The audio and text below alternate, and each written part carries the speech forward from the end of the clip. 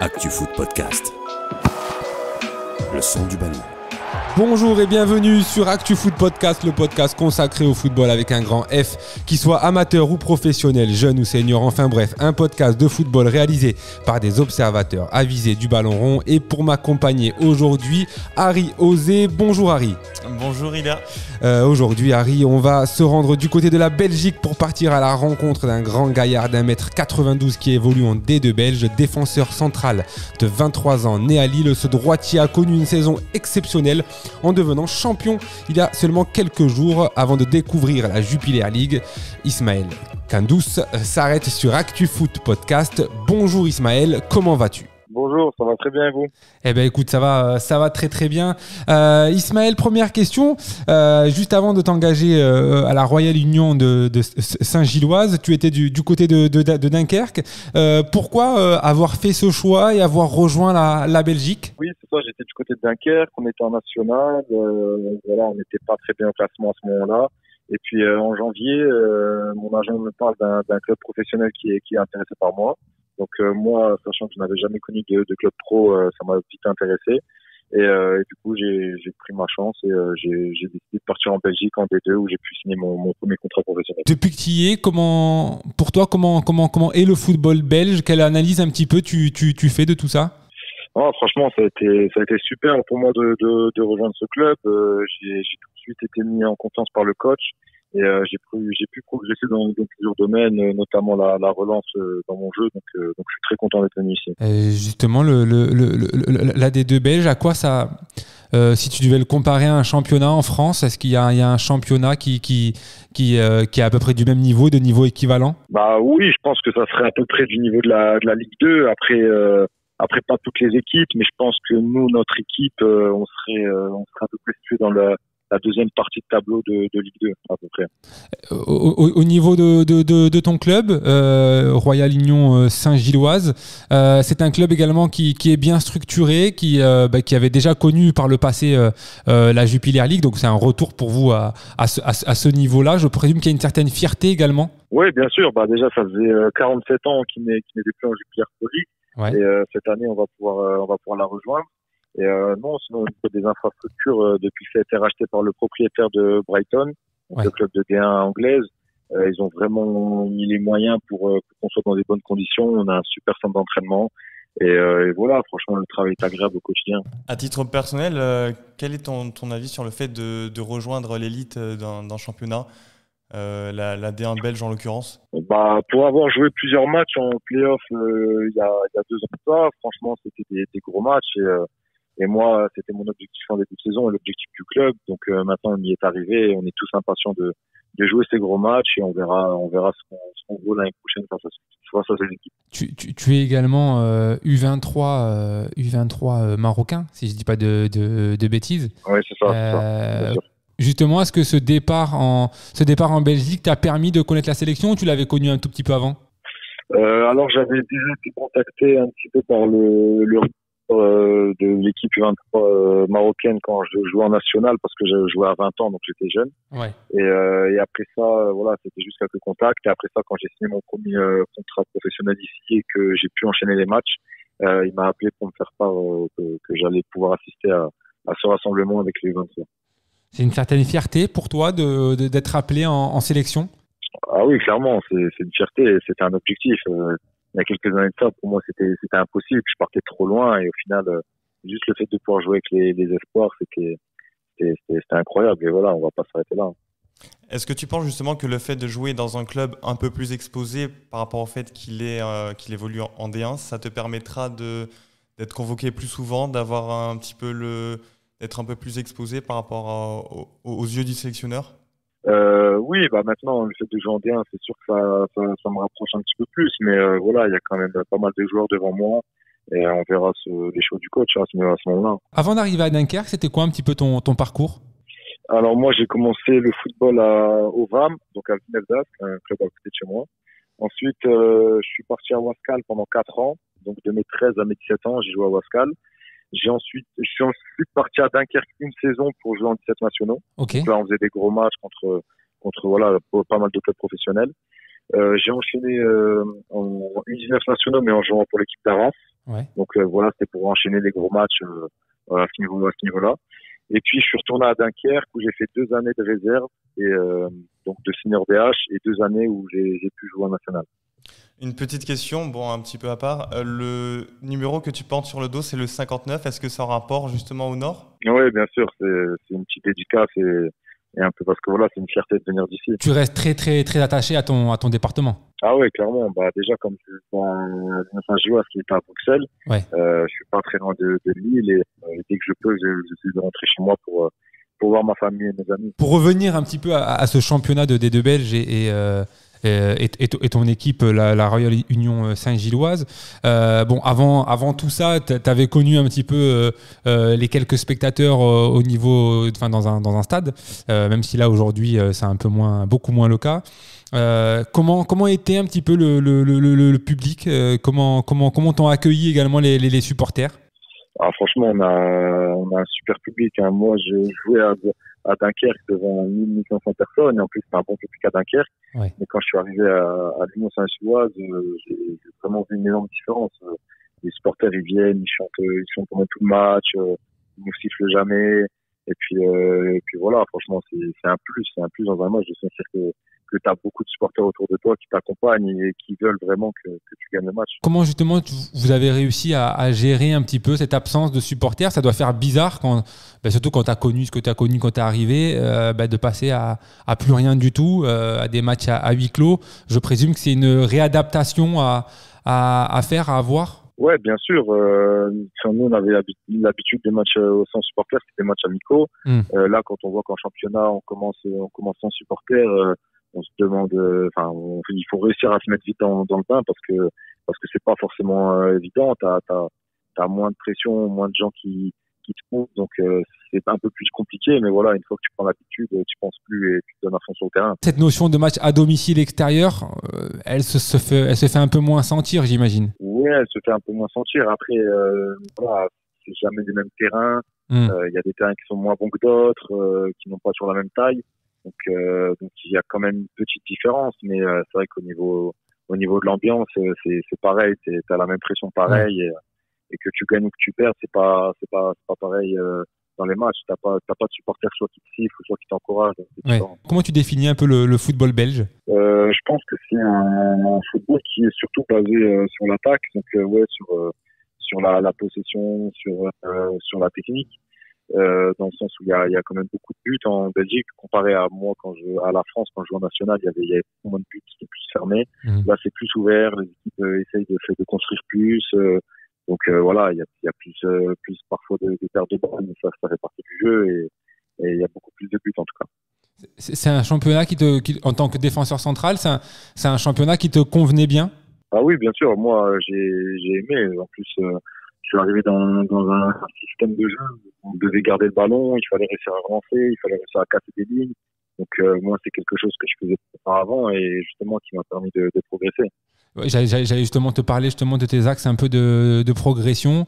Quand tu es arrivé, justement, sur quoi on t'a fait travailler parce que forcément, j'imagine que passer du N1, qui est quand même la 3e division au niveau français, qui est quand même un bon niveau, hein, attention, à un niveau quand même professionnel en Belgique, je présume qu'il y avait quand même une marche quand même à franchir, quand même, qu'il y avait quand même un gros travail à effectuer. Oui, bien sûr. Comme je disais, c'était surtout dans la relance, dans le sens où là, on avait plus le ballon. Et à Dunkerque, c'était un petit peu plus de duels et des transitions rapides. Là, il fallait garder le ballon, il fallait savoir redoubler les passes, réussir les transversales, casser des lignes et jouer vraiment très propre pour réussir à ressortir les ballons. D'une manière un peu plus large, quel regard tu portes sur ta carrière là, sur ces dernières années? Parce que si je ne me trompe pas, il y a 4 ans, tu étais champion de R1 et là, en 4 ans plus tard ou 5 ans plus tard, tu te retrouves en D1. Comment tu vis ça? Non, j'en suis très fier parce que, comme je le disais, moi, j'ai jamais été professionnel jusqu'à mes 21 ans et je sais que personne dans mon cas aurait pu lâcher ou aurait pensé à faire autre chose. Et moi, malgré le fait que dans ma jeunesse, les clubs pro ne me faisaient pas confiance, j'ai pu taper dans le Union Saint-Gilloise qui m'a justement accordé leur confiance et là je suis content de leur rendre et de pouvoir monter avec eux et de jouer en D1 avec eux la saison prochaine, donc j'en suis fier, j'ai aucun regret. Justement, tu viens de l'évoquer, tu l'as aussi exprimé dans un message sur tes réseaux sociaux. Tu disais que tu as été ignoré en quelque sorte par les centres de formation, qu'il y a des personnes qui ne croyaient pas en toi. Comment tu vis ce rebond un petit peu? Est-ce que c'est une revanche ou quelque chose comme ça? Ouais, bien sûr, c'est une revanche parce que moi, je n'oublierai jamais des moments où voilà, j'étais plus jeune et je cogitais beaucoup, je pensais beaucoup, je me disais bah c'est peut-être pas fait pour moi, voilà, on croit pas en moi, il fallait que je m'en sorte tout seul et voilà, malgré tout ça, j'ai pas lâché, j'ai continué et voilà, j'ai après rencontré des bonnes personnes qui m'ont aidé, ma famille qui m'a toujours soutenu et j'ai pu arriver à faire des belles choses et je suis content et j'espère que ça continuera et que j'irai le plus loin possible. Est-ce qu'à un moment donné, tu as douté? Tu t'es dit vraiment à un moment donné, bon là, ça va être vraiment impossible en fait. J'ai doute du fait que je pensais que j'allais pas réussir à signer professionnel. Je pensais que ça allait pas être pour moi, mais en tout cas, j'ai jamais douté du fait que je j'abandonnerai jamais. Ça, c'était une certitude. J'allais toujours jouer au football jusqu'à mes 35-40 ans et j'essaierai toujours d'aller le plus haut possible. Après, quand j'étais plus jeune, je me disais, bah, c'est peut-être pas fait pour moi. Regarde, ils sont tous là en club pro. Toi, t'es là, t'en as jamais connu. À chaque fois que tu fais des essais, t'es pas pris. C'est peut-être pas pour toi, mais voilà. Après, au final, je me dis, c'est tout, tu continues. Même si je joue en CFA ou en national toute ma vie, bah, ce sera bien. Et puis, voilà, j'ai quand même eu cette chance de signer professionnel et maintenant de monter en D1.